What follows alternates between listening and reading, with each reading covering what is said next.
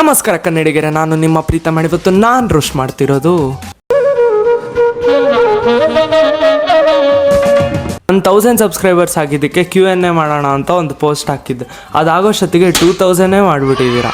ಬೇಗ ಹೋಗಿ ಕ್ವಶನ್ಸ್ ಕೇಳಿ ಮಾಡಿ.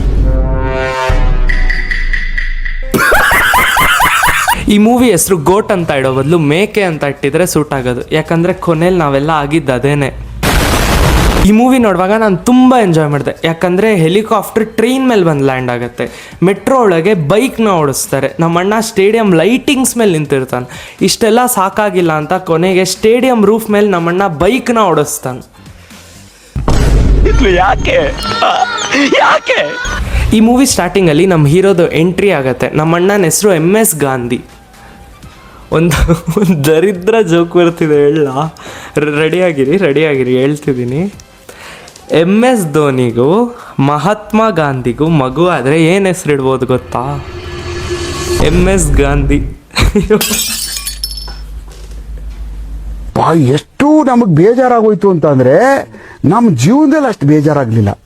ನೆಕ್ಸ್ಟು ಈ ಫೈಟ್ ಸೀನಲ್ಲಿ ನಮ್ಮ ಅಣ್ಣ ಇರೋ ಗಾಡಿಗೂ ಟ್ರೈನಿಗೂ ಇಷ್ಟು ಗ್ಯಾಪ್ ಇರುತ್ತೆ, ಸುಮಾರು ಒಂದು 10 ಅಡಿ.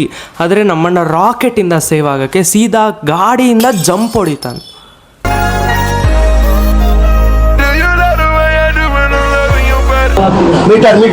ಈ ಮೂವಿಲಿ ಮೋಸ್ಟ್ಲಿ ಲಾಂಗ್ ಜಂಪ್ ಕಾಂಪಿಟೇಷನ್ ನಡೀತಿದ್ಯಾನೋ. ಯಾಕಂದರೆ ನಮ್ಮ ಕಲ್ಯಾಣ ಅಣ್ಣ ಹಿಂಗೆ 10 ಅಡಿ ಎಗರಿದ್ರೆ ನಮ್ಮ ಗಾಂಧಿ ಅಣ್ಣ ಹಿಂಗೆ 10 ಅಡಿ ಎಗರುತ್ತಾನೆ.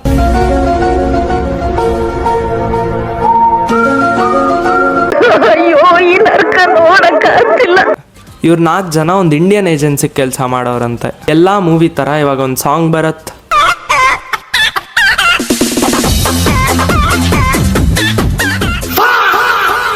ನಮ್ಮಣ್ಣ ಎಲ್ಲ ಟಿಪಿಕಲ್ ಹುಡುಗರ ಥರ ಮದುವೆ ಆಗಿ ಮಗು ಇದ್ರೂ ಇನ್ನೊಬ್ರನ್ನ ನೋಡಿ ಜಲ್ ಸುರಿಸ್ತಾನೆ. ಮಗನ್ ಟೀಚರ್ ಬಗ್ಗೆ ವಿಚಾರಿಸ್ತಾನೆ. ಅದೆಲ್ಲ ಇರ್ಲಿ, ನಿಮ್ ಸ್ಕೂಲಲ್ಲಿರೋ ಶಾಂತಿ ಟೀಚರ್ ಹೇಗಿದ್ದಾರೆ? ಮಿಷಿನ್ ಹೆಸರಲ್ಲಿ ಹುಡುಗಿರ್ನ ನೋಡ್ತಾನೆ. ಮತ್ತೆ ರಾತ್ರಿ ಎಲ್ಲ ಕುಡ್ಕೊಂಡ್ಬಂದು ಬೆಳಗ್ಗೆ ನಮ್ಮನ್ನೆಲ್ಲ ಕಾಪಾಡೋ ತಂದೆ ನೀನು. ನನಗೆ ಎಷ್ಟು ಚೀಪ್ ಅನಿಸ್ಬಿಡ್ತು ಅಂದ್ರೆ ನಿಮ್ಮ ಇಷ್ಟೊತ್ತು ಎಲ್ಲ ಸರಿ ಹೋಗ್ತಿರುವಾಗ ಗಾಂಧಿ ಮಗ ಜೀವನ್ ಸತ್ತೋಗ್ತಾನೆ. ಇವಾಗ ಸೀನ್ ಕಟ್ಟಾದ್ರೆ ಸೀದಾ ಗಾಂಧಿ ಆಗಿರೋನು ಬಿಳಿ ಕೂದಲು ಬರ್ಸ್ಕೊಂಡು ಗಾಂಧಿ ತಾತ ಆಗಿರ್ತಾನೆ. ಫ್ಲಾಶ್ ಬ್ಯಾಕ್ ಹಿಂಗಿದೆ, ಇನ್ ಮೂವಿ ಹಿಂಗಿರತ್ತೆ. ಹೌದು ಕಣೋ, ನೀನ್ ಹೇಳ್ತಾ ಇರೋದು ಕರೆಕ್ಟ್. ನೆಕ್ಸ್ಟ್ ನನಗೆ ಈ ಮೂವಿಲಿ ಕೊಟ್ಟಿರೋ ಡೀಟೇಲಿಂಗ್ ಇಷ್ಟ ಆಯಿತು.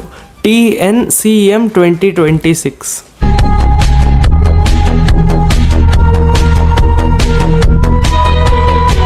ನೆಕ್ಸ್ಟ್ ನಮ್ಮಣ್ಣ ಕ್ಯಾನಡಾ ಎಂಬಸಿಲಿ ಕೆಲಸ ಮಾಡ್ತಿರುವಾಗ ಯಾರೋ ಅವನ ಥರದವನೇ ಸಿಗ್ತಾನೆ.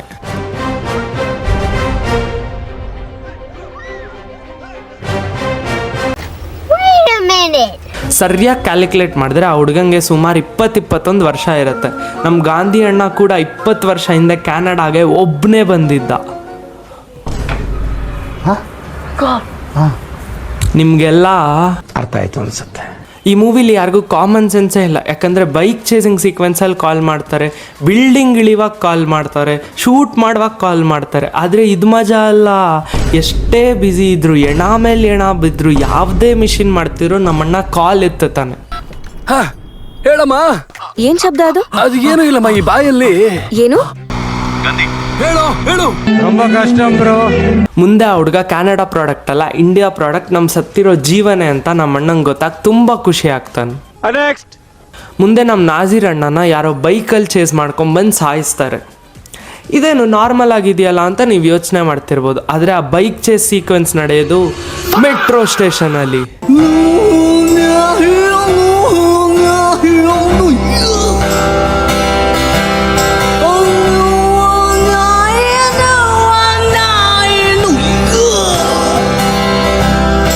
ಅಣ್ಣ, ನನ್ನ ಕೈಲಿ ಆಯ್ತಾ ಇಲ್ಲ. ಅಯ್ಯೋ ಅಣ್ಣ, ನಾನು ಸತ್ತೋದಂಗೆ ಆಗೋಯ್ತಾ ಇದ್ದೇನೆ. ಸರಿ, ನಮ್ಮ ನಾಜೀರ್ ಅಣ್ಣನ ಸಾಯಿಸಿದ್ದು ಯಾರು ಗೊತ್ತಾ? ನಿಮ್ಗೊಂದು ಕ್ಲೂ ಕೊಡ್ತೀನಿ. ಅವ್ನ ಹೆಲ್ಮೆಟ್ ಮೇಲೆ ಡೆವಿಲ್ ಅಂತ ಬರೆದಿದೆ.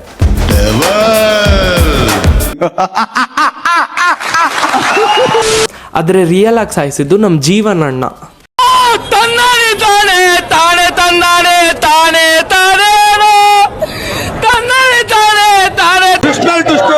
ಟುಸ್ಟೋ ಮುಂದೆ ಈ ಏಜೆನ್ಸಿಲಿ ಇನ್ನೊಬ್ಬ ಕೆಲಸ ಮಾಡೋನ ನಮ್ಮ ಜೀವನ ಅಣ್ಣ ಸಾಯಿಸ್ತಾನೆ.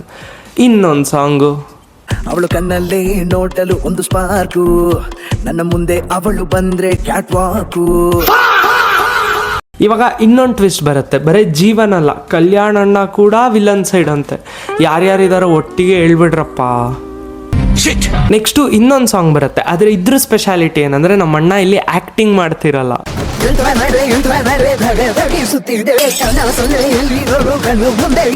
ದೇವ್ರು ನಿನ್ಗೆ ಒಳ್ಳೇದು ಮಾಡ್ತದ, ನಿನ್ ಜನ್ಮಕ್ಕೆ ಹೋಗೋ.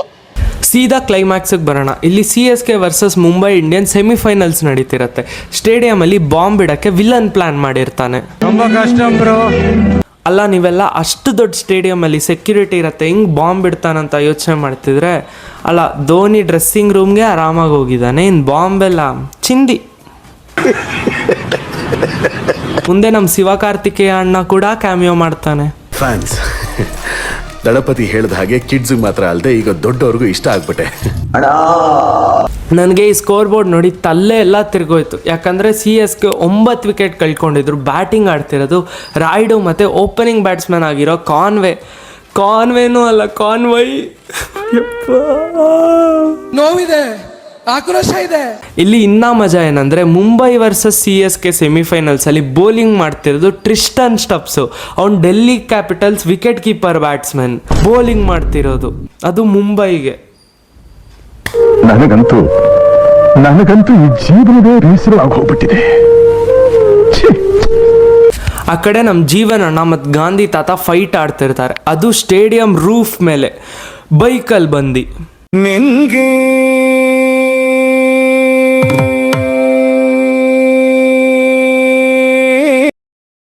ಯಾಕೆ ಕಳಿಸ್ತೀರ ಹೀಗೆ? ಆ ಕಡೆ ಬೈಕ್ ಓಡಿಸ್ಕೊಂಡು ರೂಫ್ ಮೇಲಿದ್ರೆ, ಈ ಕಡೆ 9 ವಿಕೆಟ್ ಕಳ್ಕೊಂಡಿದ್ರು, ಇನ್ನೊಂದು ವಿಕೆಟ್ ಕಳ್ಕೊಂಡ್ಮೇಲೆ ಧೋನಿ ಆಡಕ್ಕೆ ಬರ್ತಾನೆ. ಏನ್ರೋ ನಡೀತಿದೆ, ಏನ್ರೋ ಮಾಡ್ತಿದ್ದೀರಾ? ಡಿಪ್ರೆಷನ್ ಅಲ್ಲಿ ಇದೀನಿ, ಸೀರಿಯಸ್ ಆಗಿ ನಾನು ಡಿಪ್ರೆಷನ್ ಅಲ್ಲಿ ಇದೀನಿ. ನನಗೆ ಆಗ್ತಾ ಇಲ್ಲ ಇರಕ್ಕೆ, ಒಂಥರ ಮರೆಯಕ್ಕೆ ಆಗ್ತಾ ಇಲ್ಲ. ಈ ತರ ಇನ್ಸಿಡೆಂಟ್ಸ್ ಆಯ್ತಲ್ಲ ನನ್ನ ಜೀವನದಲ್ಲಿ ಅಂತ. ಮುಂದೆ ರೂಫ್ ಮೇಲಿಂದ ನಮ್ಮ ಗಾಂಧಿ ತಾತ ಜೀವನ್ ಅಣ್ಣಂಗೆ ಹೆಡ್ ಶಾಟ್ ಹೊಡೆದು ಸಾಯಿಸ್ತಾನೆ.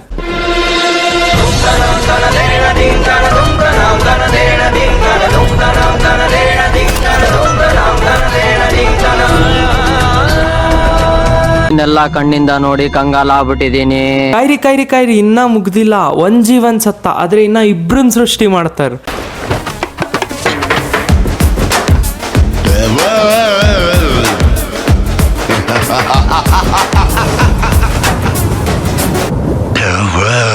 ಯಾಕೆ ನನ್ ಮೇಲೆ ನಿನ್ಗೆ ಯಾಕೆ ಇಷ್ಟು ದ್ವೇಷ? ಈ ವಿಡಿಯೋಗೆ ಇಷ್ಟ, ನಿಮ್ಗೆ ಏನಾದರೂ ಇಷ್ಟ ಆಗಿದ್ರೆ ಲೈಕ್ ಮಾಡಿ, ಶೇರ್ ಮಾಡಿ, ಸಬ್ಸ್ಕ್ರೈಬ್ ಮಾಡಿ. ಇದು ನನ್ನ ಇನ್ಸ್ಟಾಗ್ರಾಮ್ ಪೇಜು ಫಾಲೋ ಮಾಡ್ಕೊಳ್ಳಿ. ನೆಕ್ಸ್ಟ್ ವಿಡಿಯೋ ಸಿಗ್ತೀನಿ, ಅಲ್ಲಿವರೆಗೂ ನಿನ್ಗಿದು ಬೇಕಿತ್ತ ಮಗನೇ, ವಾಪಸ್ಸು ಒಂಟೋಗು ಶಿವನೇ. ரொம்ப கஷ்டம் ப்ரோ, ரொம்ப கஷ்டம் ப்ரோ.